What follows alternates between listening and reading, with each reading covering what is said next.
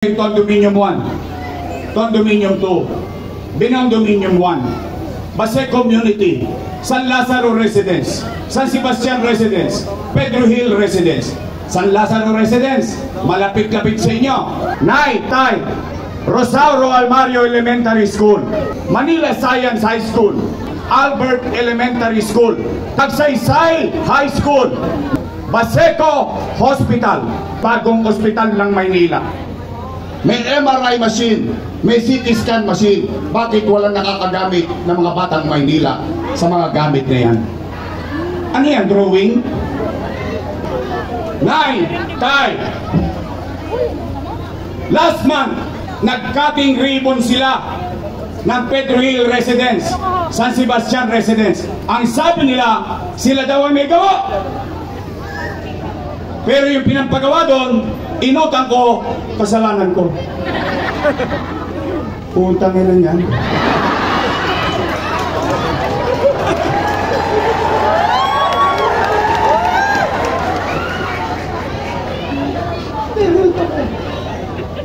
Tataka ako sa kanila.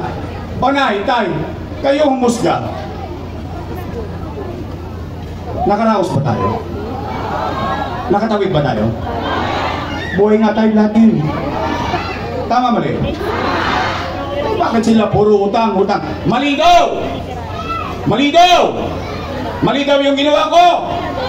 Sabi nila, o sige, pagbigyan natin yung kwento nila. Kahit saglit lang, total, nagbigay naman ng 1,000, sayang din naman. Payagan na lang natin. O, ang sabi nila, mali daw yung ginawa ko. Nay, Tay, o sige, kung ako'y mali, edi mali din sila. Bakit? Kasama ko silang gumawa nun. Tama ba? Sinong vice mayor ko no? Mali pala eh. Bakit ninyo inaprobahan? Mali pala eh. Bakit ninyo pinayagan? Mali pala eh. Bakit nyo niretipika yung kontrata? Noong araw, tuwan-tuwa sila, natutuwa ang tao. Bakit? Nakaramdam ng kapanatagan ng tao sa pandemya. Paabot-abot pa sila ng food box. Panyanga-nyanga pa. Ngayon ako na masama. Ito po ako sa harapan ninyo. Kung ako'y mali, at least, meron man lang ako masasabi. Makapaglalakad ako sa Bambang, samang iskinita ng Maynila. At least, matangos ang ilong kong masasabi, salamat sa Diyos, nakaraos kami nung pandemya.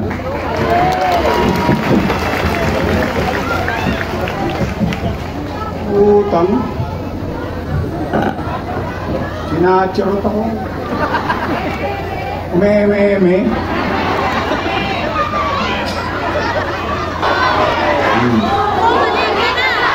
Taas ka ang kamay na gusto akong bumalik.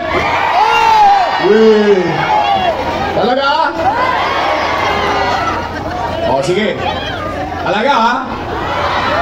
Tanong. Gusto niyo ako bumalik? Yung kanina, kwentong may kwenta, pero yun yung nakaraan. Ano naman ang gagawin natin sa kinabukasan? Tama ba? Di ba ganun lang kasimple kampanya? Pag ikaw re-electionista, magre-report ka. Tapos, kung gusto mo ma-re-elect, magsasabi ka ng pangarap mo para sa mamamayan. Tama, mali? O, doon naman tayo. Move on na tayo. Iwalay na magjowa. Mukhang relate ka. Nay, Tay, ano ang una kong gagawin? Kayo sasagot. Nay, Tay, kahit saan ko tanungin sa buong Maynila, positive ang sagot nila. Pero gusto ko malaman dito sa Bambang. Nay, Tay, napapansin nyo ba na parang dumudugyot ulit ang Maynila ngayon?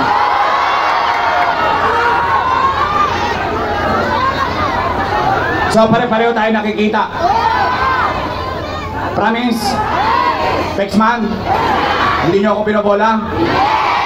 Kasi, kaya ko kayo tinatanong dahil ang gobyerno dapat rumiresponde sa pangangailangan ng tao. Kung nakikita ang karumihan, kadugyutan, dapat ang gobyerno nag-aayos. Tama, mali? May awa ang Diyos. Sa tulong ninyo, nakabalik tayo. Ang una kong gagawin, lilinisin ko ulit ang lungsod ng Maynila. Pangalawa, huwag kayo mag-alala. Padala yan ng kabila. Nag-i-spy yan. Tinitingnan kayo yan. Yan, drone. Tinitingnan ang mga mukha nyo. Sino ba yung tatanggalin ko sa mga ayuda rito?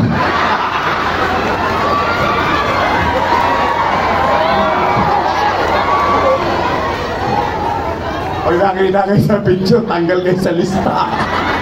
Huwag kayo magalala. Pag tinanggal naman kayo ni chairman, ni kagawad, o sino man kung sino, tanggalin nyo rin sa December.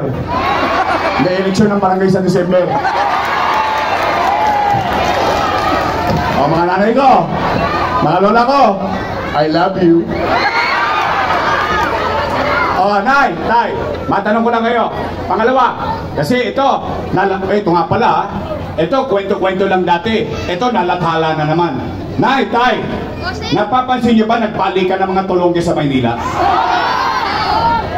5-5 na naman ang holdapan. 5-5 na naman ang snatching. Ngayon lang ako nakakita, tanghaling tapat, driver ng jeep. Driver ng jeep, dadambahin ng 4 na bata, kukunin yung kinita ng driver. Wala tayong gobyerno sa Abinida. Ano nangyari sa atin? Nagkalat na naman mga adik. Tigilan niyo yan. Parating na ako. Nay, tay, may awa Diyos. Kidding aside, sa tulong nyo nakabalik tayo.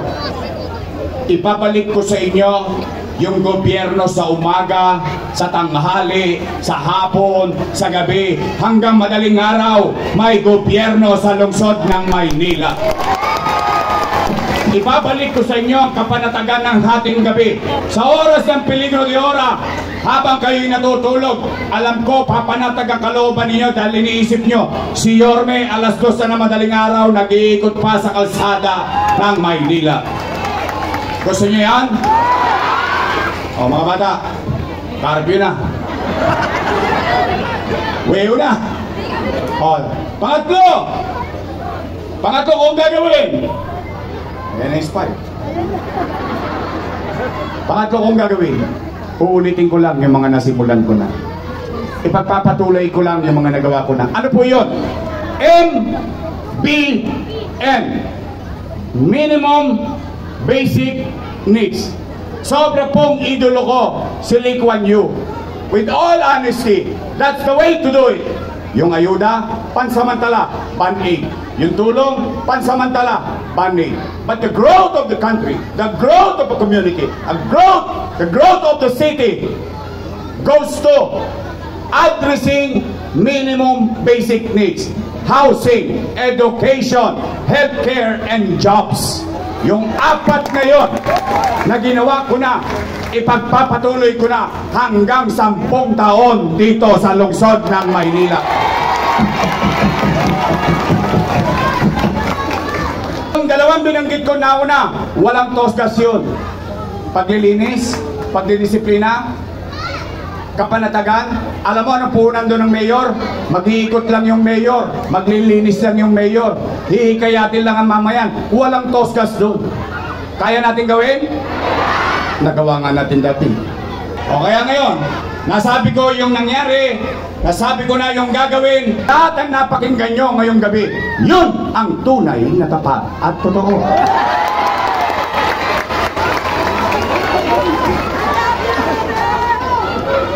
Tapat at totoo ba yung sinabi ko?